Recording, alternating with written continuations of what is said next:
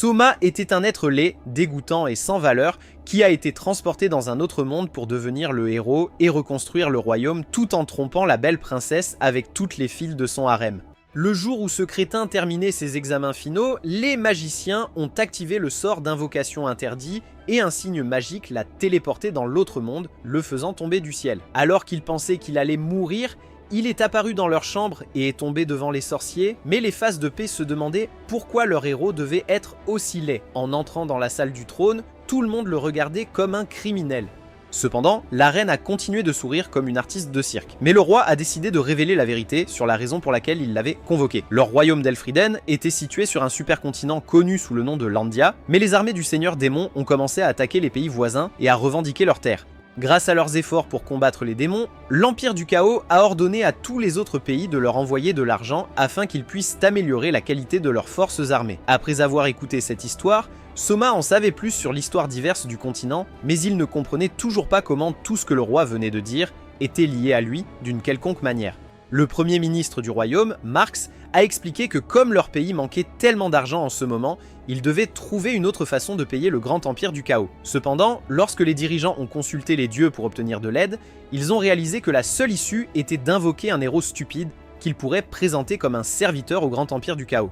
Soma était furieux d'apprendre que ses ravisseurs prévoyaient également de le transformer en esclave, et il se sentait complètement coincé en réalisant que l'Empire pourrait essayer de le transformer en cobaye pour leurs expériences. Il se demandait s'il était intelligent de s'échapper, mais quand Marx a dit qu'ils ont la plus haute sécurité pour protéger leurs murs des invasions, il a compris qu'il n'avait aucun moyen de s'échapper.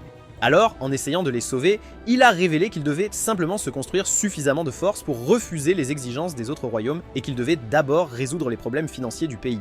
Après que tout le monde ait pensé qu'il pourrait avoir un plan, Soma s'est assis avec Marx et le couple royal pour discuter de leur projet sur la façon d'améliorer la richesse d'Elfriden. Après 3 jours d'étude de leurs actifs financiers, le roi Alfred a déclaré qu'il renonçait à sa position et remettait les affaires du royaume à Soma.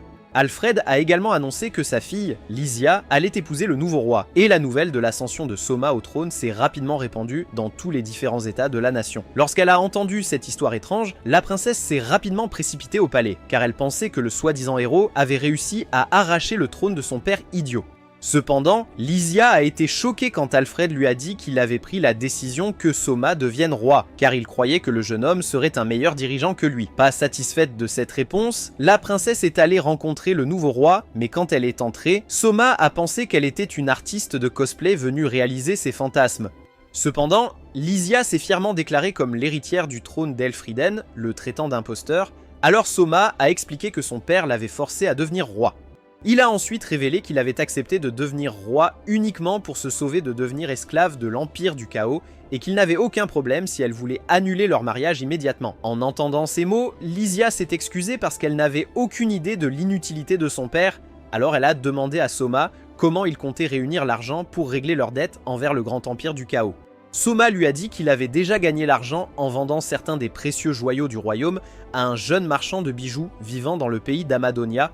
Lysia était initialement furieuse quand elle a entendu cela parce que les bijoux étaient un trésor national, mais Soma a expliqué qu'il n'avait vendu que ceux qui avaient moins de valeur pour le statut du royaume. Lui demandant s'il avait déjà envoyé l'argent, Soma a dit qu'il voulait retarder le paiement un moment, alors Lysia lui a conseillé de diriger tout l'argent vers les forces armées de leur pays à la place. Cependant, Soma lui a dit qu'il serait plus sage pour eux de dépenser l'argent pour fournir de la nourriture et d'autres besoins de base aux gens afin d'éviter que les citoyens ne commencent une rébellion. Mais quand Lysia pensait que son peuple ne se rebellerait jamais, il a révélé que la première priorité de tout citoyen est la nourriture, car les gens s'en fichent des autres s'ils ont faim. En entendant ces mots, elle a réalisé qu'il était vraiment un réaliste et espérait qu'il sauverait leur royaume. Après un mois de règne, Soma s'est rendu compte que la plupart des technologies du pays dépendaient de la magie et que le transport était principalement assuré par l'utilisation de créatures mythiques géantes. Pendant qu'il était dans la salle du trône, le grand prêtre a rencontré Soma et lui a conseillé de passer un test magique pour déterminer s'il avait reçu des pouvoirs le jour de son invocation. Ils se sont déplacés vers une petite salle de prière où le prêtre a dit à Soma de toucher la tête d'une gargouille ancienne. Cela confirmerait son aura magique et révélerait exactement quels étaient ses pouvoirs. Après avoir effectué le rituel, Soma était confus sur ce qu'il devait faire de ses nouvelles capacités, alors il est retourné au travail et Lysia a décidé de lui faire une visite surprise. Cependant, quand elle est arrivée au bureau, Lysia a été choquée de voir 3 plumes écrire des notes toutes seules et Soma lui a dit qu'il contrôlait les objets avec de la magie. Il a expliqué que ses nouveaux pouvoirs lui permettaient de transférer sa conscience dans plusieurs objets à proximité et de les contrôler indépendamment. Lysia était effrayée par ce pouvoir et Soma a essayé d'expliquer que cela pourrait rendre leur lune de miel 4 fois plus amusante. Que veux-tu dire par là? Mais il a changé d'avis et a dit que cela rendait ses papiers plus faciles à gérer. Demandant ce que lui et tout le personnel faisaient, Soma a dit à Lysia qu'il fouillait dans les rapports financiers du pays pour trouver des fraudeurs fiscaux ou des cas de détournement de fonds. De cette façon, il pourrait augmenter encore plus les revenus du royaume en récupérant tout l'argent qui avait été volé du budget national et aussi arrêter tous les dirigeants corrompus impliqués. Lysia était choquée qu'il soit prêt à faire tout cela juste pour le bien d'un pays dans lequel il n'a jamais vécu. Tôt le lendemain matin, Soma ressemblait à un zombie d'entreprise après avoir sauté l'heure du coucher pour finir son travail, mais il a remarqué que Lysia et toute son équipe de travail ronflaient comme des porcs. Se levantant pour voir de plus près sa future épouse, Soma s'assit à côté de Lysia sur le canapé où il observa les détails de son dos parfaitement arqué et de ses cheveux châtain dorés. Il toucha doucement une mèche de cheveux sur son visage, ce qui réveilla la princesse, et lorsque Lysia remarqua qu'il était là, elle devint rapidement mal à l'aise et lui demanda ce qu'il faisait. Ne voulant pas paraître pervers, Soma lui a demandé de se joindre à lui pour un court voyage, et en chemin, Lysia n'a cessé de le taquiner parce qu'il ne savait pas monter un simple cheval. Cependant, Soma a expliqué que même s'il ne savait pas monter à cheval, il pourrait lui apprendre à monter autre chose plus tard. En chemin, elle s'est demandé s'il avait laissé de la famille ou une petite amie dans son monde précédent, mais quand il lui a dit qu'il n'avait personne, elle s'est sentie soulagée. Quand ils sont arrivés à destination, Soma a dit à Lysia que la raison pour laquelle leur pays manquait de nourriture était que tous les agriculteurs étaient passés à la culture de rente comme le coton. Tout cela a commencé lorsque les démons ont attaqué le continent et les pays éloignés de la menace, y compris Elfredon, ont commencé à exporter plus de coton pour profiter de l'opportunité. Cependant, lorsque presque la moitié de l'Andia a commencé à produire du coton, le prix de la culture a chuté de manière significative, entraînant la plupart de leurs agriculteurs à subir des pertes et à quitter leur emploi. Lysia se sentait mal de ne pas savoir cela, mais Soma lui a dit de se remonter le moral parce qu'il ne lui enseignait tout cela maintenant que pour qu'elle puisse devenir une meilleure dirigeante que lui à l'avenir. De retour au château, ils se sont assis pour prendre le petit déjeuner, tout en discutant de leur plan pour résoudre le problème de la faim en encourageant les agriculteurs à recommencer à cultiver des plantes alimentaires. Soma a insisté sur le fait que le pays doit trouver une autre source d'exportation que le coton et que tous les aliments cultivés dans les terres agricoles seraient vendus aux citoyens à un prix inférieur. Un jeune homme aux longs cheveux blonds s'est approché de leur table et Lysia l'a présenté à Soma comme Ludwin Arx, le commandant actuel de l'escouade de la garde royale de la nation. Ludwin s'est assis avec eux pour prendre le petit déjeuner, et quand il a demandé à Soma s'il rencontrait des problèmes avec son travail, le jeune roi a dit qu'il avait besoin de personnes plus compétentes dans son équipe. Lysia lui a conseillé d'annoncer une demande d'emploi au public général d'Efredan en utilisant un outil médiatique spécial réservé uniquement au roi, connu sous le nom de Gemstone Broadcaster. La princesse a également suggéré d'exclure tout citoyen sans éducation de l'application, mais Soma avait besoin de toute l'aide possible, alors il a dit que tout le monde serait autorisé à essayer. Il prévoyait de motiver les masses à rejoindre son équipe en récitant des citations d'un célèbre seigneur de guerre chinois, le général Cao, connu pour ses compétences à rassembler des personnes talentueuses sous son règne. Soma a commencé son discours passionnant, et alors que tout le monde à travers le pays se rassemblait pour écouter, il a parlé de ses plans pour reconstruire le royaume en mettant en œuvre un nouvel ensemble de politiques stratégiques. Cependant, il ne pourrait pas réaliser ses plans sans une main-d'œuvre adéquate. Alors Soma a encouragé chaque personne talentueuse, quel que soit son statut social, à postuler pour avoir la chance de rejoindre son conseil royal. Et pour rendre les choses un peu plus intéressantes, il a promis d'offrir aux finalistes de la chasse au talent un certificat royal d'Elfriden, en plus d'un gros sac d'argent pour accompagner le prix. En se réveillant le lendemain matin, Lysia ne pouvait s'empêcher de repenser à tout ce que Soma lui avait dit la veille, et elle rêvait de fonder une famille avec lui. Cependant, ses pensées furent interrompues par un coup à la porte, et après quelques secondes, sa servante entra, informant Lysia qu'il était temps de s'habiller pour l'événement royal. Dans la salle du trône, Soma s'est assis sur son majestueux fauteuil, avec Marx, Ludwin et Lysia debout juste devant lui, tandis que les finalistes s'agenouillaient en signe de respect pour leur roi. Cependant, l'un des finalistes, une elfe noire nommée Aisha, a refusé de se prosterner, affirmant que cela allait à l'encontre de ses coutumes, et Ludwig allait la frapper fort, mais Soma a dit que ce n'était pas grave. Il a ordonné au reste d'entre eux de se lever, et alors que le pays entier regardait ce grand spectacle, Marx a déclaré qu'il était sur le point d'annoncer les talents individuels de tous les participants. La première finaliste à être appelée était Aisha Utgard, dont la race vivait dans une forêt magique isolée.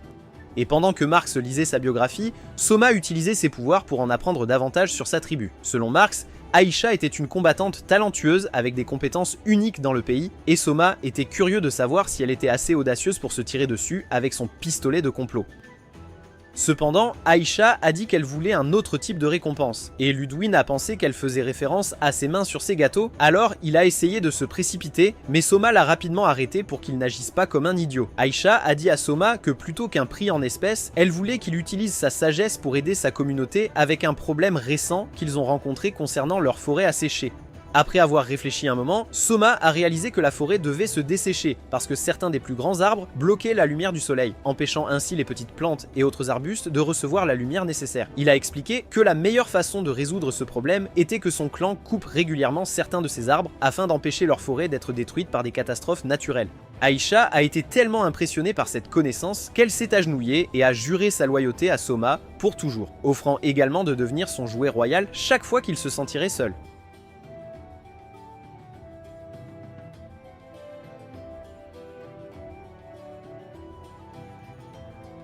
Soma a promis de rendre visite à sa tribu un jour et de leur enseigner tout ce qu'il venait de dire, après quoi Marx a appelé le prochain finaliste qui était une belle dame de la cité du lagon nommée Juna. Alors que Juna marchait gracieusement avec ses formes généreuses, Soma n'a pas pu résister à être captivé par sa beauté et quand Lysia a remarqué cela, elle a toussé et détourné le regard de lui.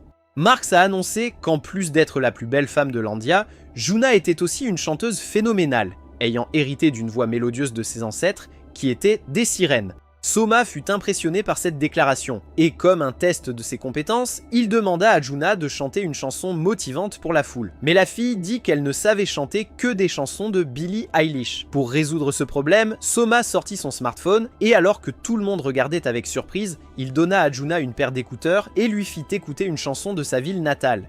Après avoir écouté les paroles de la chanson étrangère, Juna a commencé à chanter l'air avec tellement d'émotion, comme Adele, que tous les célibataires du pays ont commencé à l'acclamer et à tomber sous le charme de sa beauté. Soma l'a remercié pour leur avoir offert une performance digne d'un Grammy, et Juna a dit qu'elle aimerait apprendre plus de chansons de son monde d'origine en soufflant sur son long trombone en privé.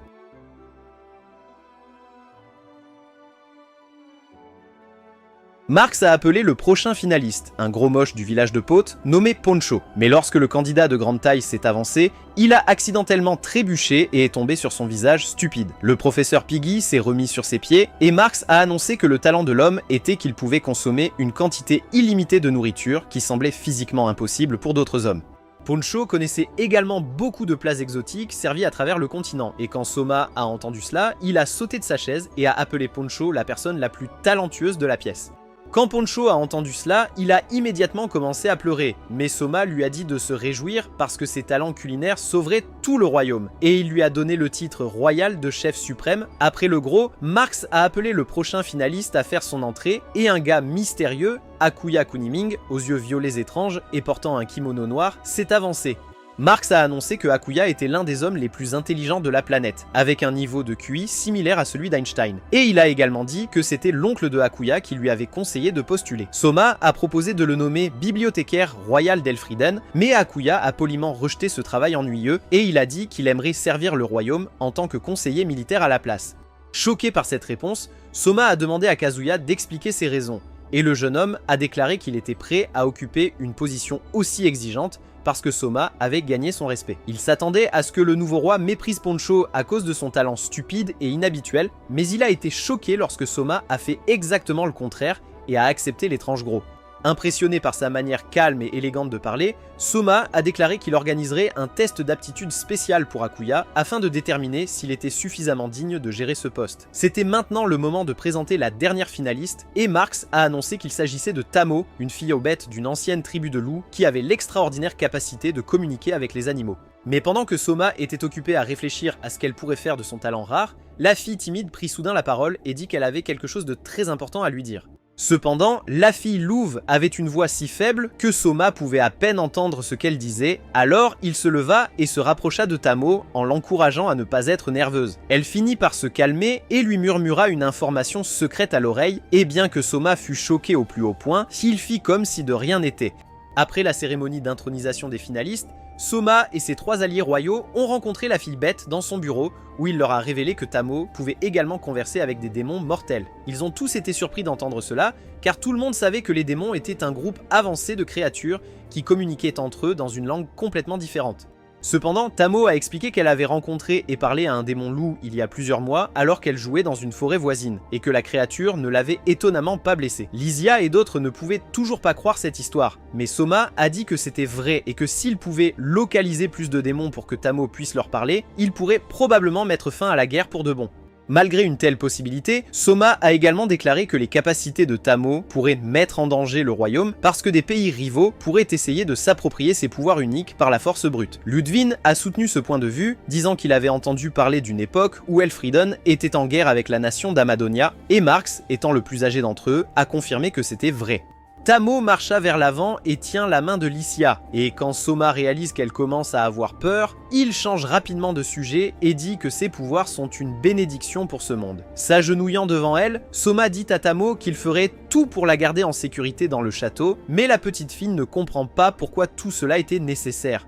Il a demandé à Ludwig de protéger Tamo avec son escouade de garde, mais Marx a dit que cela ne ferait qu'empirer les choses car les étrangers deviendraient soudainement méfiants quant à son statut. Il a conseillé que la meilleure façon de la garder en sécurité était de lui donner une mise à niveau royal et que cela pourrait facilement être fait si Soma et Lysia se mariaient et adoptaient Tomo comme leur propre enfant. Cependant, les tourtereaux n'étaient pas prêts à accepter leurs sentiments l'un pour l'autre, donc Soma a dit qu'il vaudrait mieux que le roi Alfred et sa femme adoptent Tomo à la place. Lysia était excitée par ce plan parce qu'elle avait toujours voulu une petite sœur, alors elle se précipita pour embrasser Tomo. Mais la petite fille se recula et dit qu'elle avait déjà une famille. Tomo expliqua que sa mère et son petit frère vivaient loin, mais Soma lui dit de ne pas s'inquiéter car en tant que royale adoptée, elle pouvait inviter les deux à rester avec elle au château. Après avoir entendu cela, Tomo a accepté de suivre leur plan et Soma a dit à Marx d'attendre un mois avant d'annoncer son adoption afin de ne pas rendre le public trop suspicieux. Mais pour que le séjour de Tomo au château paraisse normal, Soma a proposé de la mettre en charge de tous les chevaux dans leurs écuries pour le moment et la petite fille a accepté avec plaisir. Quelques semaines après leur petite rencontre, tandis que Soma était dans sa chambre en train de coudre une étrange poupée ninja, Lysia lui dit que Tomo avait finalement appris à les accepter comme sa deuxième famille. Sa servante est entrée dans la pièce et quand elle a vu Lysia et Soma assis l'un près de l'autre, elle a ri doucement avant de fermer la porte pour les laisser terminer leur moment d'amour. Elle est revenue informer Soma que Poncho était revenu de son voyage culinaire et le roi était tellement excité qu'il a pris la main de Lysia et l'a tirée vers lui tandis que la jeune fille regardait et souriait. Lorsqu'ils ont rencontré Poncho à la table à manger, Double XL a dit qu'il avait traversé le pays sur un dragon, rassemblant les meilleurs et les plus exotiques aliments de tous les états. Lysia a demandé ce qu'il prévoyait de faire avec toute cette nourriture, mais Soma a répondu que c'était une surprise.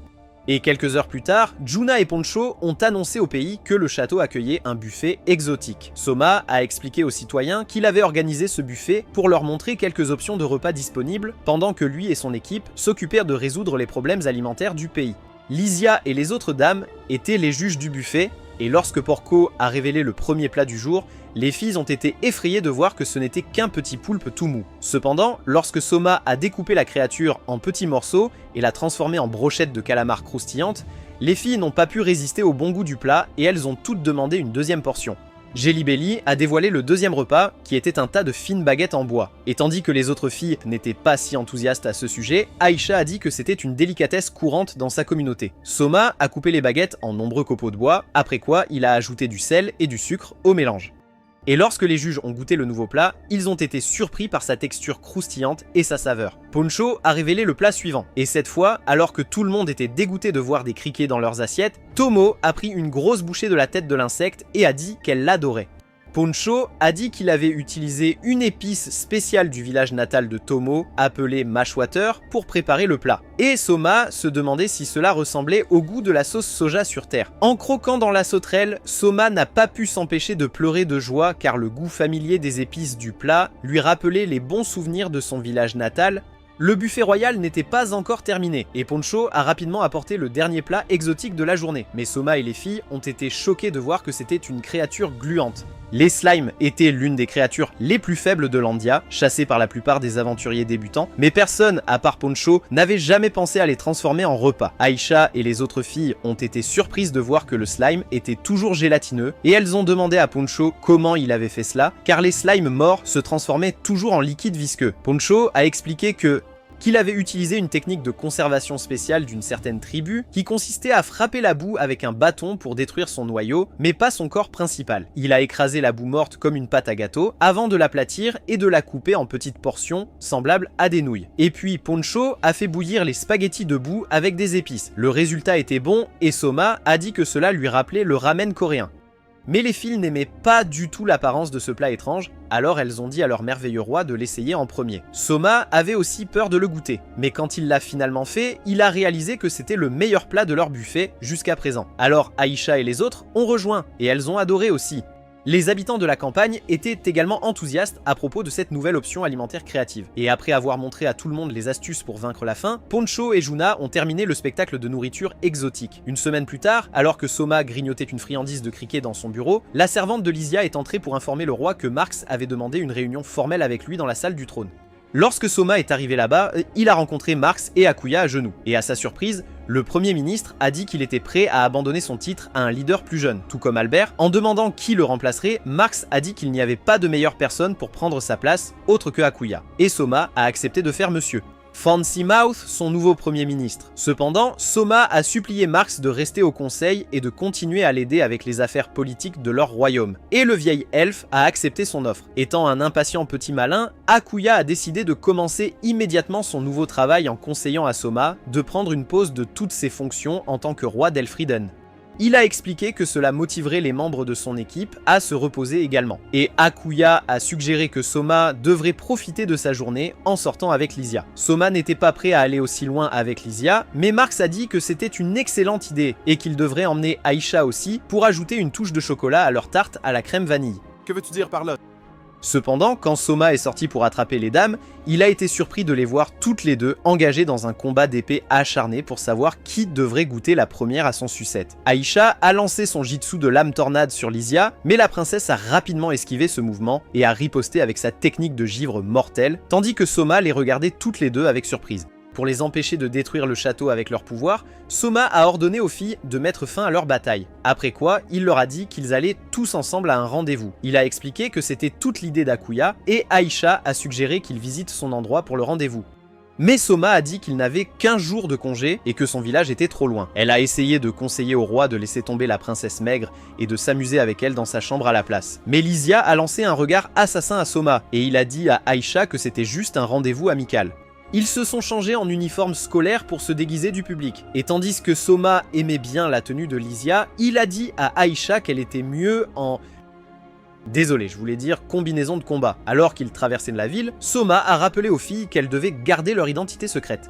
Et il a dit qu'ils devraient l'appeler par son deuxième prénom, Kazuya, pour le reste de la journée. Ils sont sortis de la calèche et ont exploré les différentes parties de la ville. Après quoi, ils se sont assis pour faire une pause et parler de la tranquillité d'être simplement un citoyen ordinaire. Cependant, Aisha a soudainement interrompu la conversation pour leur dire qu'elle avait une urgence alimentaire, alors ils se sont tous précipités au café de Juna pour une pause déjeuner rapide et savoureuse. Soma a parlé à Juna en utilisant des noms de code et la brillante chanteuse a rapidement compris qu'ils visitaient secrètement la ville, tout en gardant leurs identités secrètes. Elle leur a servi de délicieux spaghettis au slime. Et pendant que Soma parlait avec Juna, Lysia a froncé les sourcils et a dit qu'il la traitait toujours différemment des autres.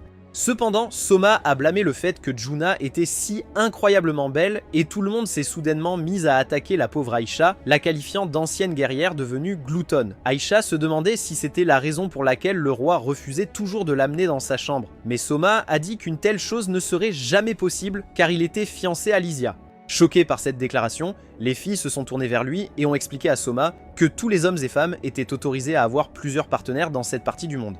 Lysia a également dit que s'il voulait vraiment un peu plus de miel, elle était prête à partager son pistolet d'intrigue avec 7 autres dames, et Soma ne pouvait pas s'empêcher de fantasmer sur un si beau harem. Ses pensées ont été interrompues par le bruit d'un couple au hasard, se disputant à une autre table, et quand Soma a remarqué que la fille avait des oreilles pointues, il a rapidement dit qu'elle était une demi-louve. Cependant, Lysia et Aïcha l'ont corrigé en disant que la fille était en réalité un renard hybride à cause de sa queue duveteuse. Et Duna a plaisanté qu'il pourrait déclencher une guerre en faisant de telles erreurs. Lysia a identifié l'homme comme étant Albert Magna, le fils aîné de sa famille, et un perdant impulsif qui allait à la même école qu'elle et qui était très bon pour monter des hauts. Pardon, je voulais dire monter des chevaux.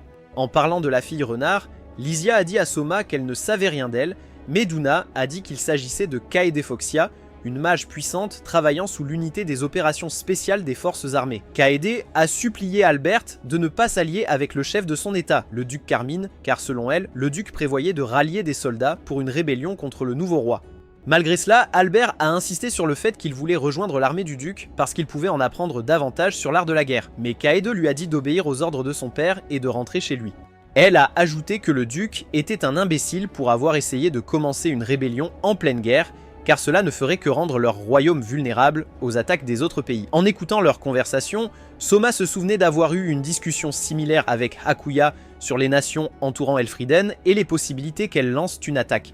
Hakuya a dit que l'attaque du seigneur démon sur Landia avait rendu la plupart des dirigeants hostiles et qu'aucun des pays environnants n'était prêt pour une relation pacifique. Le pays de Turgis, situé au sud d'Elfriden, était connu pour migrer vers le nord pendant le rude hiver et il pourrait envisager d'envahir le royaume très bientôt. À l'ouest d'Elfriden se trouvait la nation d'Amadonia, connue pour fournir des soldats aux meilleurs acheteurs et pourrait tenter de déclencher une guerre civile meurtrière dans le pays. Dans le présent, Kaede a continué à dire à Albert qu'il faisait une grosse erreur, mais l'imbécile a déclaré qu'il allait devenir le prochain grand-duc en combattant aux côtés de Carmine. Il a ajouté que beaucoup d'autres familles nobles étaient contre le règne du nouveau roi, mais Kaede a dit que seuls ceux accusés de corruption se rangeaient du côté de l'armée du duc Carmine. Albert a essayé de défendre sa décision en disant que le roi était inexpérimenté par rapport à tous les ducs, mais Kaede a dit que Soma était beaucoup plus sage à cause de son brillant plan de recherche de talent. Cependant, la fille renarde est soudainement devenue silencieuse quand elle a réalisé que Soma se tenait juste devant elle, et ils sont tous entrés dans une pièce intérieure du café pour continuer à parler. Elle s'est excusée pour le comportement de son petit ami, mais comme il était si bête, Albert n'a pas réalisé qu'il parlait au roi et il pensait que Soma était l'ex-amoureux de Kaede. Kaede a essayé de lui dire de se calmer et Albert lui a crié de se taire, mais quand l'idiot a essayé d'attaquer Soma, Aïcha s'est rapidement levée et a serré son visage stupide avec sa main.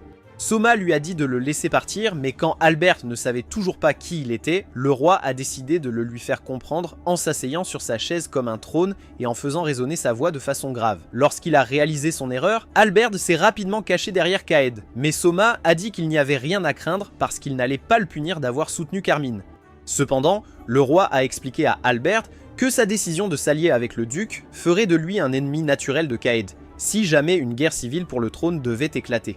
Il a conseillé au jeune homme de bien réfléchir avant de faire son choix, et quand Kaede lui a fait un joli sourire, Albert a su qu'il devait soutenir Soma pour garder sa bien-aimée en sécurité. Après tout le chaos au café, Soma et les filles ont continué à profiter de leur journée de congé, et pendant qu'Aïcha ronflait comme une vache enceinte, Lysia a dit à Soma de poser sa tête sur ses genoux. Il a été initialement choqué par cette déclaration, mais lorsque Lysia a dit qu'elle compensait son manque de poitrine mature, Soma a eu pitié de la princesse et a choisi d'accepter son offre. Lui demandant s'il était prêt à se fiancer, Soma lui a dit qu'il ne pouvait épouser que son véritable amour, alors Lysia a dit que si cela devait arriver, l'univers trouverait un moyen de les réunir.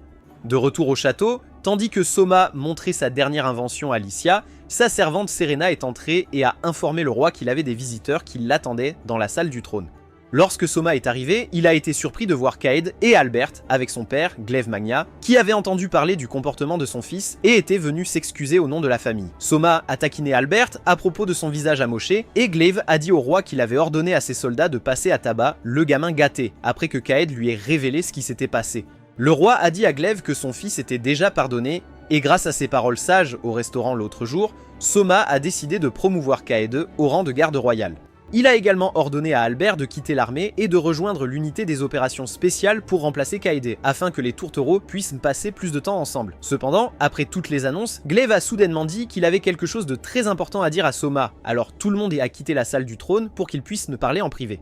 Pendant que Glaive et le roi discutaient, Lysia et les autres sont allés prendre une postée et Serena a taquiné la princesse en disant qu'elle pouvait apprendre beaucoup de la vie amoureuse de Kaede et Albert.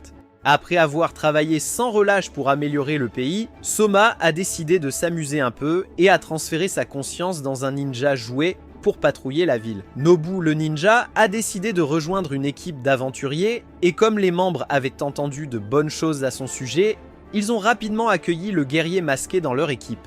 Alors que l'équipe d'aventure explorait un donjon caché, les membres de l'équipage étaient choqués par la rapidité avec laquelle Nobu était capable de vaincre des créatures mortelles comme les basiliques et les araignées démoniaques. Cependant, l'équipe s'est soudainement retrouvée face à un énorme salamandre qui avait une salive acide mortelle, et quand il est devenu clair qu'il n'était pas de taille à affronter la créature, tout le monde a rapidement pris la fuite pour sauver sa vie. Ils ont essayé d'éviter d'être brûlés par la salive du lézard, mais Nobu a trébuché et est tombé.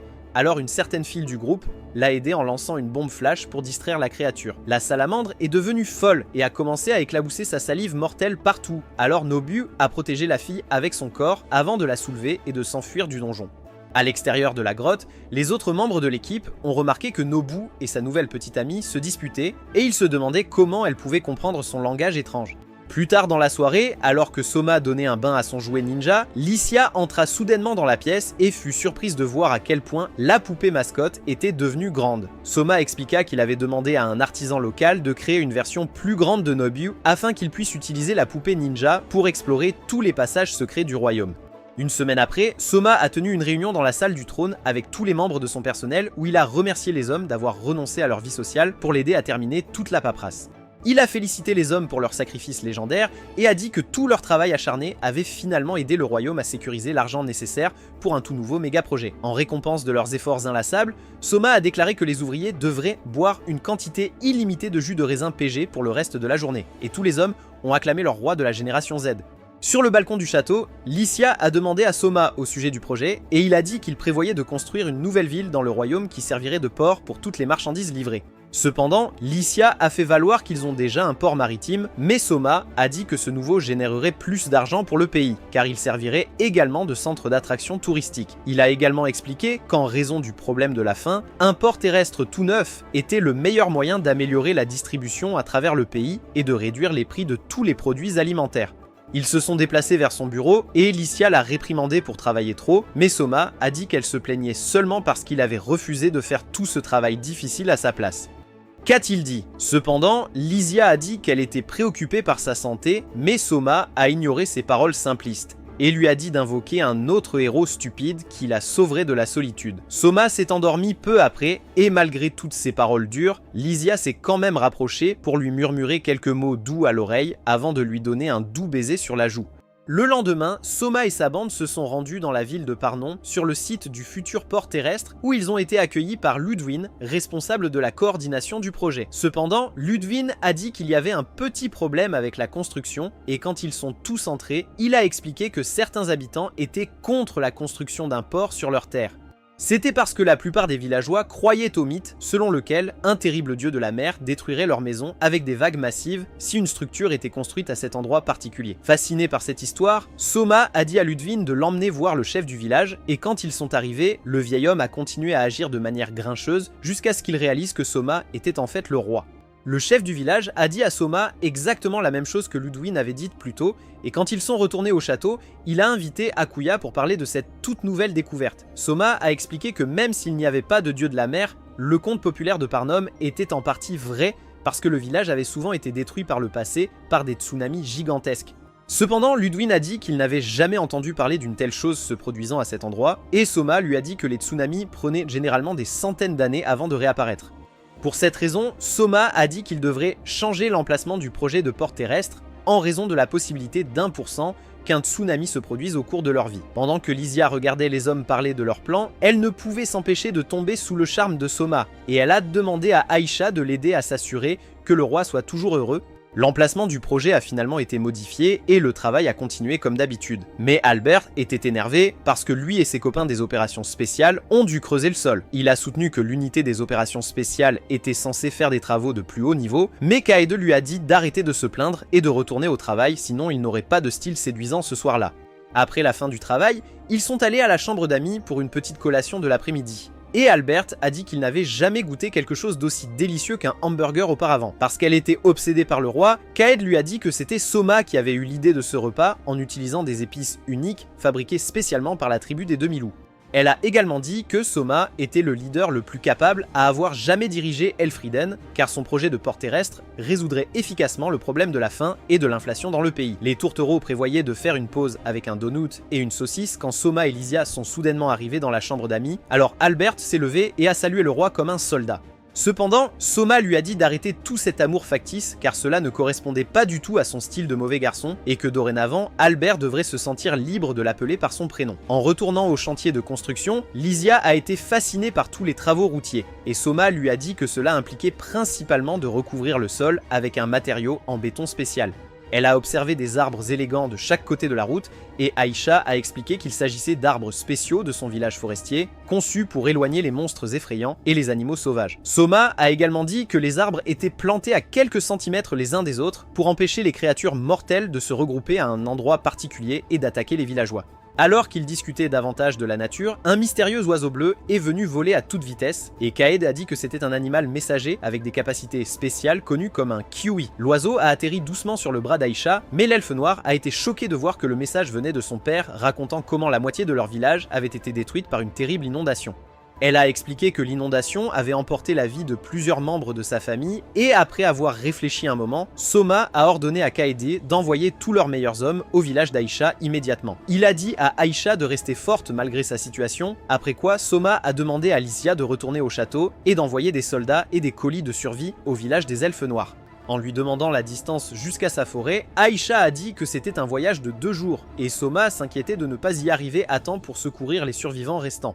Alors que lui et Albert cherchèrent des moyens d'aller plus vite, Soma a vu un rhinocéros monstrueux traversant la rue, alors il a rapidement ordonné à son équipe de voyager sur le dos des puissantes créatures. Ils sont arrivés au village d'Aïcha dans la soirée, et après avoir salué son père, Waden Utgard, Soma a demandé à l'homme de lui raconter tout ce qui s'était passé lors du glissement de terrain dans la forêt. Waden a dit que l'inondation a eu lieu dans la partie est du village, et que beaucoup de leurs elfes étaient encore introuvables. Alors Soma lui a dit de rassembler les noms de toutes les personnes disparues.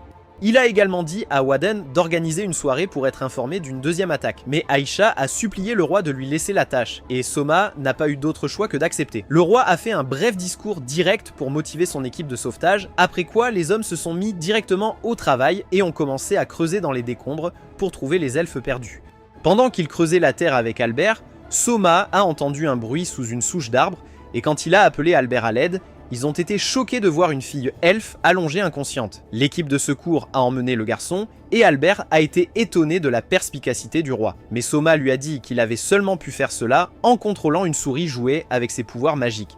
Quand ils sont retournés à la cabane, Waden a remercié Soma d'être arrivé assez vite pour aider leur village, même si la plupart des corps récupérés n'ont pas répondu à aucun traitement. Aïcha est entrée quelques secondes plus tard et leur a dit que Lysia était arrivée avec du renfort et des articles de survie. Mais le frère de Waden, Ropter, a dit que tout ce qu'il faisait était inutile. Soma a essayé de lui expliquer qu'il pouvait améliorer beaucoup de choses en fournissant de la bonne nourriture et en reconstruisant les maisons des gens. Mais Ropter a répondu qu'aucune de ces techniques ne pouvait ramener les morts à la vie. Waden a présenté ses excuses au roi au nom de son frère, et il a dit à Soma que la raison pour laquelle Ropter semblait si désespéré était qu'il avait perdu à la fois sa femme et sa fille dans l'inondation. Voyant à quel point son frère était blessé, Waden a essayé de lui dire de se concentrer sur les bons souvenirs. Mais Ropter est tombé par terre et a commencé à pleurer, ce qui faisait sentir à Soma qu'il avait causé tout cela. Avant de quitter le village, Aïcha a rencontré Soma et lui a dit que son oncle était l'une des personnes qui avait refusé d'accepter l'idée de couper certains arbres de la forêt. En demandant si la forêt aurait survécu avec ses plans en place, Soma a dit à Aïcha que bien que les chances auraient été plus élevées, il ne pouvait pas en être sûr, car ces choses étaient contrôlées par la nature. Sur le chemin du retour, Lysia a dit à Soma qu'elle se sentait inutile de ne pas les avoir aidés à sauver les elfes. Mais il lui a dit de se remonter le moral, car elle avait sauvé beaucoup de gens avec les colis de survie. Cependant, le roi a dit que c'était lui qui avait échoué le pays en ne fournissant pas à chaque état du royaume les matériaux de soutien nécessaires pour résister à toute catastrophe naturelle. Plus tard dans la nuit, Juna s'est dirigée vers la chambre de Soma, et quand elle a vu à quel point il était stressé par toute la paperasse, elle s'est rapprochée et a commencé à lui frotter le front avec sa main douce. Elle a dit à Soma de ne pas cacher ses sentiments pour elle comme il l'avait fait avec Lysia et les autres, et qu'il pouvait lui passer un coup de fil coquin quand il se sentait seul. Cependant, pendant que Juna parlait encore, elle a remarqué que le roi s'était endormi, alors elle lui a chuchoté un sort d'amour de sirène à l'oreille avant de se lever pour lui chanter une douce berceuse. Pendant ce temps, au duché de Randol, Carmine et les autres dirigeants se sont réunis pour une réunion d'urgence concernant la manière dont ils vaincraient Soma et prendraient le contrôle du royaume. La duchesse de Lagoon City, Excel Walter, a soutenu qu'il serait complètement insensé pour eux de déclencher une guerre civile, alors que d'autres pays prévoyaient également d'attaquer le royaume. Castor, le duc de Vargas City, lui a dit qu'Amidonia avait promis de les soutenir avec des soldats. Mais Excel a dit que ces misérables avaient probablement fait la même offre alléchante à Soma. Elle a demandé à Carmine pourquoi il était si déterminé à vaincre Soma, malgré le fait que le nouveau roi ait réussi à accomplir beaucoup et à ranimer le pays en peu de temps. Cependant, l'homme lion effrayant a dit que Soma n'était pas apte à régner comme le roi d'Elfreden parce qu'il n'était qu'un étranger qui ne connaissait rien de leurs coutumes et traditions. Excel a dit qu'il était un chat gourmand qui voulait le trône pour lui tout seul. Mais Carmine, il leur a dit que son seul but pour commencer la rébellion était de ramener Albert en tant que roi. Alors qu'il parlait encore, la fille de Castor, Carla, est entrée dans la pièce et a dit qu'elle allait rejoindre la guerre, parce que Soma avait transformé son amie, Lysia, en une compagne royale. Carmine a accepté le soutien d'Amidonia, et lorsque la nouvelle de cette décision est parvenue à Gaius, le roi d'Amidonia, il a dit à son fils, Julius, de se préparer à l'invasion d'Elfriden. De retour au château, Akuya a dit à Soma que son projet de port terrestre avait considérablement amélioré l'approvisionnement alimentaire et qu'il était donc temps pour eux de se concentrer sur la prochaine grande stratégie. Soma savait qu'il devrait déclarer la guerre aux 3 duchés s'il continuait à se rebeller ouvertement contre lui, mais il ne voulait toujours pas choisir la voie de la violence. Cependant, lorsque Soma se rappela que c'était son devoir de défendre Lysia et les autres par tous les moyens, il dit à Akuya de faire toutes les préparations nécessaires pour une guerre civile meurtrière. Gaius a rassemblé toutes ses troupes dans la salle du trône et il a dit aux hommes qu'il était temps pour eux de reprendre la terre qu'Elfriden leur avait volée il y a plusieurs années. Pendant que le roi prononçait son discours, Colbert, le ministre des Finances, a interrompu Gaius et l'a supplié de retarder ses projets de guerre, car cela pourrait faire perdre beaucoup d'argent à leur nation. Gaius est descendu et a donné un coup de pied à l'imbécile avec sa botte en métal, mais Colbert a dit au roi qu'en envahissant Elfriden, il irait à l'encontre du traité de paix établi par l'Empire du Chaos. Gaius était sur le point de couper la tête de Colbert avec son épée lorsque Julius s'est soudainement interposé entre eux et a dit au ministre qu'Elfriden n'avait pas encore signé le traité de paix. Colbert a essayé de soutenir que Julius avait tort, mais Gaius lui a dit de fermer sa bouche de faible et a déclaré qu'il ne servirait plus comme ministre des Finances d'Amidonia. Au bureau, Soma a expliqué à Lysia ses plans pour lutter contre les duchés. Ensuite, ils se sont rendus à la salle de conférence du château pour sa réunion virtuelle avec les 3 dirigeants d'État. Après s'être présenté aux dirigeants, Soma a dit aux anciens qu'il leur donnait jusqu'à minuit pour rejoindre son camp, sinon il serait contraint de les traiter comme des traîtres à la couronne. Excel lui a demandé d'expliquer son grand plan, et Soma a dit qu'il allait rassembler toutes les forces armées du pays sous une seule unité efficace qui ne prendrait des ordres que du roi. Castor l'a traité d'idiot pour avoir de telles pensées, car le but même de diviser les forces armées au départ était de s'assurer que le roi ne devienne jamais un renégat. Cependant, Soma a dit que ces vieilles tactiques ne fonctionneraient plus à notre époque moderne, et que le meilleur moyen de vaincre toutes les nations ennemies était d'avoir une escouade de combat unifiée. Excel a interrogé Soma sur le nouveau port terrestre, mais il l'a rassuré en lui disant que cela n'affecterait pas le port maritime de sa ville, et avec cela, la duchesse s'est agenouillée et a déclaré sa loyauté au roi. Comme il était tellement têtu et colérique, Castor refusait toujours de rejoindre l'armée de Soma et disait qu'il préférait combattre et mourir au combat plutôt que de prendre des ordres d'un petit morveux. Soma s'est tourné vers Carmine, et quand il lui a demandé d'expliquer ses raisons pour se rebeller, l'homme lion a dit qu'il agissait simplement selon ses instincts de général d'armée. Soma a traité le duc de gros idiot pour avoir combattu contre lui, mais Carmine a dit qu'il était assez vieux et sage pour prendre ses propres décisions, alors le roi lui a dit d'aller s'étouffer avec une boule de poil. Il leur a dit qu'en tant que règle de base de la guerre, celui qui devait vaincre l'équipe de l'autre aurait le droit de prendre le contrôle de toute leur armée, et les 2 hommes ont accepté ces termes. Cependant, alors que Carmine était sur le point de quitter le groupe de discussion, Lysia l'a rappelé, et elle a utilisé sa lame pour couper ses cheveux devant tout le monde en signe de sa loyauté envers Soma. Après la réunion de la conférence, Soma a remercié Excel de s'être joint à lui, et il a également remercié Juna, qui était en fait la petite fille de la duchesse, pour les avoir aidés à devenir partenaires. Le lendemain, Gaius et ses soldats ont marché vers la ville d'Elfriden, Altimura, où ils ont capturé le maire de la ville, Weist, et lui ont dit de leur remettre la ville. Étant un lâche inutile, le maire a accepté de leur donner la ville, mais il a supplié Gaius de lui laisser du temps pour convaincre tous ses citoyens de ne pas se battre contre leur puissante armée amidonienne. Julius a conseillé à son père d'accepter les termes de l'imbécile, car de cette façon, il ne perdrait aucun de leurs hommes, alors Gaius a promis de protéger Weist s'il lui livrait la ville demain. Pendant ce temps, juste à l'extérieur du château de Randel, les soldats de Carmine ont commencé à attaquer Caed. Albert et l'équipe des opérations spéciales qui avait installé une forteresse en face de l'endroit pendant la nuit. Albert a utilisé sa magie de feu pour créer une lance enflammée et il l'a lancée sur les hommes de Carmine. Mais Caed a été choquée de voir que les soldats ennemis étaient équipés de plusieurs canons. Caed était inquiète car elle n'avait utilisé ses pouvoirs que pour protéger la forteresse contre les attaques magiques. Et quand les hommes de Carmine ont tiré le premier boulet de canon, il a failli traverser le mur. Les soldats ont continué à tirer, alors Caed et Albert se sont baissés pour éviter l'impact. Mais soudain, de nulle part, un elfe noir est apparu et a intercepté l'un des boulets avec sa flèche mystique. L'elfe s'est présenté à Albert comme sire, et il a expliqué que c'était sa fille qu'il et le roi avaient sauvé des débris de glissement de terrain au village forestier. Pour cette raison, Sur a décidé de rejoindre l'unité des opérations spéciales et d'aider le roi à vaincre ses ennemis afin de prouver à sa fille qu'il était tout aussi courageux et fort qu'Albert. Après que Sur ait détruit la plupart des boulets de canon de l'ennemi, les portes de la forteresse ont été renversées, alors Ludwig et son escouade de garde royale ont avancé et ont maîtrisé les hommes de Carmine. Le reste des soldats s'est rapidement replié, et au château de Randel, certains des dirigeants corrompus que Soma avait exilés ont accusé Carmine d'être trop faible pour diriger son armée. Cependant, le général Lion a montré son visage effrayant et a dit aux hommes qu'il était toujours sans peur parce qu'il avait clairement l'avantage dans la guerre avec plus de soldats que Soma. Les riches idiots se sont excusés d'avoir un jour douté de ses capacités, mais Carmine leur a dit de foutre le camp de son château et de laisser le combat à ceux qui pouvaient réellement tenir une épée. De retour à Altamira, Waste est revenu affronter Gaius et ses hommes, mais le lâche a commencé à pleurer en leur disant qu'il n'avait pas réussi à convaincre ses sujets de se rendre pacifiquement.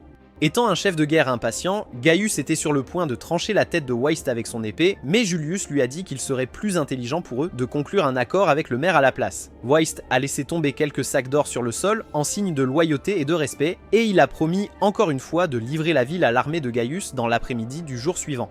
Cependant, l'armée amidonienne ignorait que Waste travaillait en réalité avec Excel Walter, que le roi avait envoyé à Altamira 3 jours avant la guerre civile. Waste se plaignait d'avoir dépensé beaucoup d'argent pour contrôler ces barbares, mais Excel lui a dit que c'était important pour donner à Soma plus de temps pour exécuter ses plans. De retour à la forteresse, tandis que les autres dînaient, Caed posa sa tête sur l'épaule de Albert et dit qu'elle l'aimerait toujours, peu importe comment la guerre se terminerait. Le jour suivant, les hommes de Carmine ont continué d'attaquer la forteresse comme d'habitude. Mais Albert fut choqué lorsqu'il remarqua des dizaines de dragons de l'armée du duc Castor volant au-dessus d'eux. Cependant, juste la nuit avant l'attaque au château Vargas, l'assistant de Castor, Talman, a rencontré le duc et lui a dit que toutes les préparations avaient été faites pour une attaque par le roi. En lui demandant quel était leur plan, Castor a dit à Talman qu'il devrait affronter Soma tout seul parce qu'il avait refusé de rejoindre les nobles corrompus de l'équipe de Carmine. Carla entra soudainement dans la salle du trône et leur dit que le navire de Soma, armé par son escadron de rhinos sauvages, arriverait bientôt devant leur château à tout moment. Castor ne pouvait pas croire cette nouvelle, mais quand il regarda par la fenêtre avec son télescope, il fut choqué de voir le meilleur navire de guerre d'Elfriden être roulé sur des roues dans leur direction. En parlant avec Soma par le diffuseur de gemmes, Castor a demandé une explication, et le roi a dit qu'il allait utiliser son vaisseau de guerre pour prendre le contrôle de tout l'état du dragon. Bien qu'il soit impressionné par les tactiques de guerre de Soma, Castor n'était pas encore prêt à se rendre au roi, alors il a ordonné à Carla de rassembler son escadron de dragons et d'abattre le navire de Soma. Air Force One a pris son envol et était sur le point de larguer des bombes sur le cuirassé lorsque les hommes de Soma ont soudainement attaqué tous les deux côtés avec des missiles magiques à détection de chaleur. Changeant de stratégie de combat, les guerriers ailés ont volé vers le bas pour trouver le point faible du navire, après quoi ils ont utilisé leurs dragons pour lancer des flammes sur toutes les roues et les armes du navire. Cependant, lorsque les autres soldats ont dit qu'il n'y avait personne sur le navire, Carla a compris que Soma les avait trompés pour qu'ils quittent le château afin qu'ils puissent attaquer son père seul. Soma et son groupe ont tendu une embuscade à Castor, et quand le duc leur a demandé comment ils étaient entrés, le roi a expliqué qu'il avait tout lu sur le château de Vargas dans un livre d'histoire. Castor a été impressionné par la sagesse de Soma, alors il a dit au roi d'épargner son conseiller royal lors de leur combat et de faire de Tolman le nouveau chef de l'armée de l'air s'il était vaincu. Soma lui a dit de se rendre tranquillement, mais Castor était un guerrier têtu et il a sorti son épée, alors Aïcha a saisi sa lame d'elfe et était prête à se battre pour le roi. Castor a traité Soma de lâche pour ne pas l'avoir combattu directement, mais Aïcha n'a pas aimé le ton de sa voix, alors elle a tranché sa lame directement sur lui. Mais il a retenu l'attaque avec son épée. Aïcha a essayé de porter un coup massif au duc, mais Castor a bloqué son mouvement de débutante avant de la repousser avec son épée, et il a dit que sa poitrine généreuse la déséquilibrait. Cependant, Aïcha n'a pas aimé ses blagues, alors elle l'a envoyé s'écraser contre le mur avec un super coup. Aisha a dit qu'elle allait défendre Soma de toutes ses forces, mais Caster lui a répondu qu'elle était beaucoup trop faible pour être la garde du corps de qui que ce soit, et il a continué à frapper son épée contre la sienne. Caster allait porter le coup de grâce quand Nobu est soudainement arrivé et a bloqué son coup, après quoi Lysia est apparue par derrière et a piégé le duc avec son jitsu de l'épée de glace. Aisha a terminé le mouvement combo avec une technique de lame de vent supersonique qui a traversé la glace et envoyé Caster s'écraser sur le sol comme une frappe fatale dans Mortal Kombat. Après avoir accepté la défaite, Caster a demandé à Lysia si Soma était digne d'être roi, et la princesse a dit que Soma était un bon et sage leader à qui elle resterait toujours fidèle. Elle a placé un collier magique autour de son cou pour empêcher le duc de s'échapper, et lorsque Carla est revenue, elle a tenté d'attaquer les imposteurs, mais Caster lui a dit d'arrêter car ils avaient été vaincus. Carla a permis à Aisha de lui mettre un collier aussi, après quoi Soma a nommé Tolman nouveau général de la force aérienne et lui a ordonné d'envoyer ses chevaliers dragons à l'état de Carmine. De retour au présent, Albert et Kaidi étaient prêts à se rendre aux hommes de Carmine lorsqu'ils ont réalisé que les dragons étaient en fait de leur côté, ce qui signifiait que le plan de Soma avait fonctionné. Albert et le roi se sont salués comme des copains d'université, et lorsque Soma l'a taquiné pour s'être caché derrière la forteresse, Albert a dit que Soma était le genre de gars à laisser sa fille payer les factures. Pendant ce temps, à l'intérieur du château de Randel, tous les nobles corrompus devenaient nerveux à cause des attaques constantes de Soma, et ils ont demandé à Carmine de prendre les choses en main. Cependant, après avoir confirmé le terrible état de leur armée avec son assistant militaire, Carmine a dit qu'il était temps pour eux d'accepter la défaite et de se rendre au roi Soma. Les hommes riches sans scrupules ont essayé de suggérer qu'il utilise les citoyens comme boucliers humains pour les protéger tous, mais Carmine s'est soudainement mise en colère et a ordonné à ses hommes de les menotter avec des colliers. Puis, il a dit à son assistant de mettre un collier autour de son cou également, après quoi Carmine a ordonné à Beowulf de prendre le contrôle de l'armée et de le remettre à Soma et à son escouade Kidus. Plus tard, alors que Carmine broyait du noir avec une bouteille de jus de raisin de la société PG, Beowulf lui a dit que le roi venait juste de quitter Randel, ce qui signifiait qu'il n'avait jamais voulu le capturer en premier lieu. Ne comprenant pas pourquoi il n'avait pas fait prisonnier Carmine, Soma a dit à Carla qu'il avait toujours cru que le duc était son ennemi numéro 1, jusqu'à ce que le père de Albert lui explique les choses un peu mieux. Glaive a dit à Soma que Carmine s'était rangé du côté des nobles corrompus uniquement pour rassembler les hommes en un seul endroit et aider le royaume à capturer enfin les vilains escrocs pour de bon. Soma était choqué par cette histoire, mais Glaive a ajouté que Carmine avait formé un lien avec tous les escrocs chauves parce qu'il savait qu'ils avaient tous encore une forme de richesse cachée. Carmine a convaincu les nobles de dépenser tout leur argent pour acheter des soldats de la nation de Zim, afin qu'ils puissent récupérer l'argent comme rançon une fois qu'il avait capturé les soldats aussi. Surpris de voir à quel point le duc était vraiment avant-gardiste, Soma a demandé pourquoi Carmine avait fait tout cela, et Glaive a répondu que c'était parce que le général avait confiance en ses compétences en leadership. De retour à Altimura, l'armée amadonienne était sur le point d'attaquer la ville quand Julius a remarqué quelqu'un debout sur le mur, et Gaius a été surpris de réaliser que c'était Axel Walter, se demandant comment elle était arrivée à Altimura si rapidement. Julius a compris que la duchesse devait être dans la ville depuis le début et se ranger du côté de Soma, alors il a conseillé à son père de se retirer. Cependant, Gaius n'était pas prêt à faire demi-tour car il ne voulait pas passer pour un lâche, et Axel a créé une télévision d'eau pour diffuser le discours de Soma aux habitants d'Elfriden. Le roi a annoncé à tout le monde qu'il avait réussi à vaincre à la fois Carmine et Caster dans la guerre civile, mais que la nation d'Amidonia, dirigée par le roi Gaius, prévoyait d'attaquer le royaume. En raison de leur rôle dans le déclenchement de la guerre civile, le roi a déclaré la guerre à toute l'Amidonia et Soma a dit à Gaius qu'il avait déjà envoyé des dizaines d'hommes pour détruire la capitale. Gaius a rapidement ordonné à ses hommes de rentrer chez eux, mais pendant qu'ils traversaient les vallées la nuit, ils ont été attaqués par un groupe d'archers masqués dirigé par Juna elle-même. Cette attaque a réduit de moitié le nombre de soldats amidoniens, et lorsqu'il est finalement arrivé dans la capitale de Van, Gaius a été choqué de voir des bannières elfridiennes montées partout. Cependant, Julius a dit à son père de ne pas perdre espoir, car il y avait encore des drapeaux amidoniens partout dans le château, ce qui signifiait que Soma et son armée n'avaient pas encore conquis Van. Gaius ordonna à ses soldats de charger les envahisseurs de toutes leurs forces, et lorsque Soma eut vent de ce plan, le roi donna l'ordre à Ludvin et aux autres de riposter également. Alors que les deux camps continuaient de s'affronter de front, Soma resta au camp de bataille d'Elfriden avec Carla, disposant toutes les petites pièces d'échecs pour sa prochaine grande stratégie. Soma a dit qu'il était prêt à donner sa vie pour la nation si les choses devenaient incontrôlables. Mais lorsque Carla lui a demandé s'il n'avait pas peur de la mort, Soma s'est rendu compte qu'il bluffait. Au fur et à mesure que la bataille continuait, Gaius a dit à son fils de s'échapper immédiatement, car selon lui, ils avaient déjà perdu la guerre et Soma viserait d'abord la famille royale. Julius a essayé de convaincre son père qu'il vaudrait mieux qu'ils se retirent tous, mais le vieil homme a ordonné à son fils de partir afin qu'il puisse préserver leur lignée une fois qu'ils seraient vaincus. Un des soldats a informé Soma que Gaius et son armée se dirigeaient droit vers leur camp de bataille. Alors le roi a ordonné à Carla de remettre le royaume à Lysia s'il ne revenait pas vivant. Cependant, la fille dragon n'était pas prête à faire pleurer son ami avec la nouvelle de la mort de Soma, et elle a demandé au roi de la laisser se battre à la place. Alors Soma lui a donné la permission d'attaquer Gaius. Alors que l'armée Amidonia se rapprochait, Ludwin s'est précipité en avant et a lancé sa lance directement au cœur de Gaius. Mais quand il s'est approché, Ludwin a réalisé que ce n'était qu'un clone factice. Carla est descendue pour combattre le vrai Gaius, et lorsque le chef de guerre fou était sur le point de la maîtriser, Nabu est rapidement arrivé pour aider en utilisant sa lance pour repousser l'attaque. Soma est soudainement apparu et a traité Gaius d'imposteur pour avoir pénétré sur leur territoire. Alors l'Amidonien en colère voulait lui couper la tête, mais Nabu a retenu son bras et a refusé de lâcher prise. Soma a dit à Carla d'allumer sa poupée ninja avec sa magie de feu, et cela a entraîné une énorme explosion qui a couvert Gaius dans une boule de flamme et a projeté Carla au sol. Alors que le roi vérifiait l'état de Carla, ils furent choqués de voir que Gaius était encore en vie après l'explosion, et bien que la majeure partie de son armure ait disparu, il continue à avancer. Les archers tirèrent plusieurs flèches sur son corps blessé, mais avant de mourir, Gaius utilisa ses dernières forces pour lancer son épée sur Soma, qui atterrit juste à côté du pied du roi.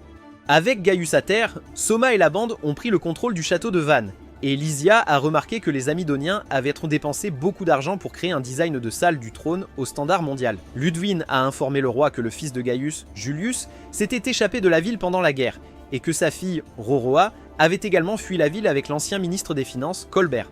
Onsho a dit que la nation avait plus d'armes que de nourriture.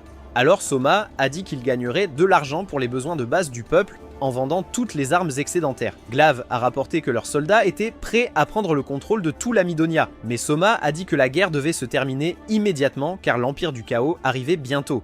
Lysia a été surprise d'entendre cela, mais Soma lui a dit que selon le traité de paix international établi par l'Empire, leur royaume était considéré comme rebelle pour avoir envahi l'Amidonia. Il a dit à tout le monde de commencer à nettoyer les déchets dans la ville causés par la guerre.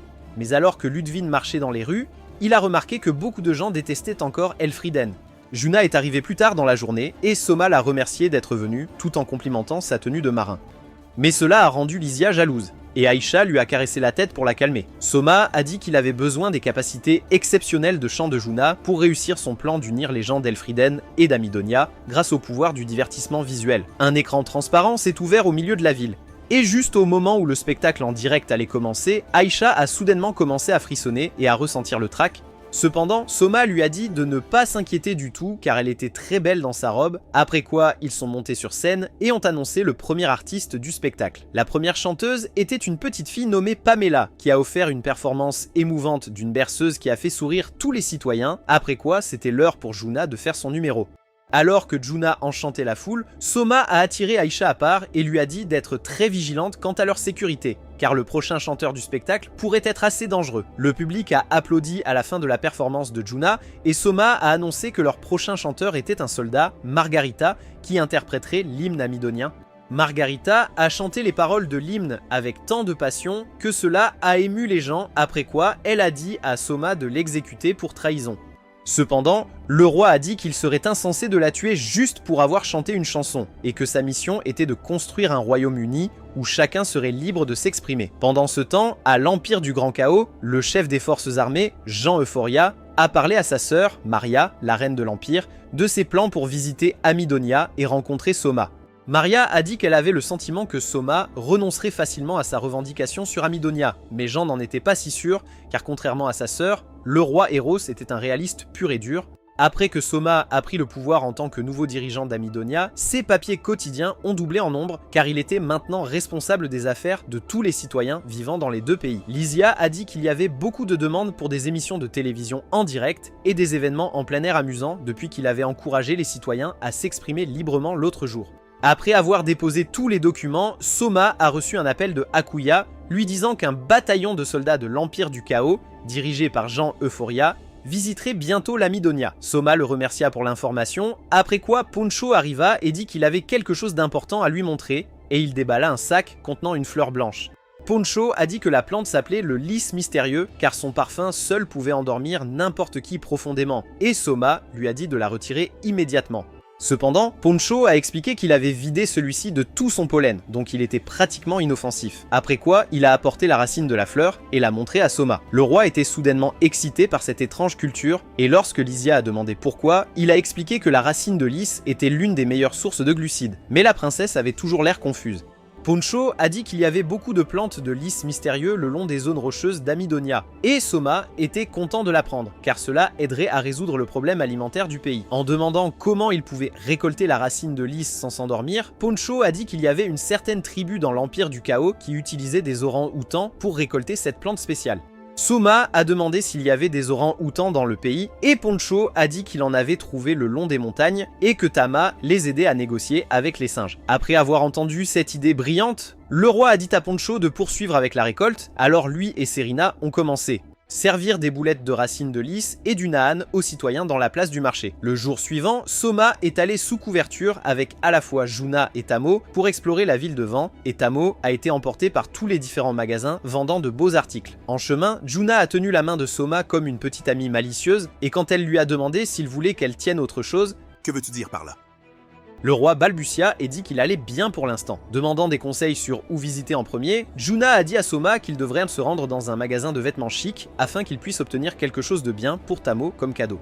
Lorsqu'ils sont entrés dans le magasin, Soma a dit à Tamo de choisir tout ce qu'elle aime afin qu'il puisse l'acheter pour elle. Et Juna a décidé de l'aider à choisir les articles à la mode. Pendant que les filles s'amusaient, le propriétaire du magasin a rencontré Soma et lui a conseillé de présenter ses idées à la dernière minute s'il voulait gagner une dispute contre une femme. En regardant la paire de chaussures dans ses mains, Soma a réalisé qu'il vaudrait mieux les donner à Tamo ensuite, et il a remercié le vieil homme pour sa sagesse intemporelle. Soma a été émerveillé par la belle robe que Tamo avait choisie, et lorsqu'ils sont sortis du magasin, il lui a donné les chaussures, et elle l'a remercié en luttant pour retenir ses larmes. Pour la remercier d'avoir toujours été là pour lui, Soma a également sorti un cadeau pour Juna, et quand il a placé la barrette en forme de coccinelle sur sa tête, Juna a rougi comme une petite fille. Ils ont acheté quelques délicieux raviolis de lys en chemin et se sont arrêtés sur un banc de parc pour les déguster, après quoi Tamo s'est endormi sur les genoux de Soma comme une adorable petite sœur. Cependant, le moment paisible a été interrompu par l'arrivée de Jeanne de l'Empire du Chaos qui a demandé aux tourtereaux de lui accorder juste quelques minutes de leur temps. Soma a dit que c'était stupide de sa part de visiter l'Amidonia tant qu'il était encore en charge, mais Jeanne a répondu qu'elle était venue uniquement pour découvrir si le célèbre roi Eros méritait vraiment sa réputation.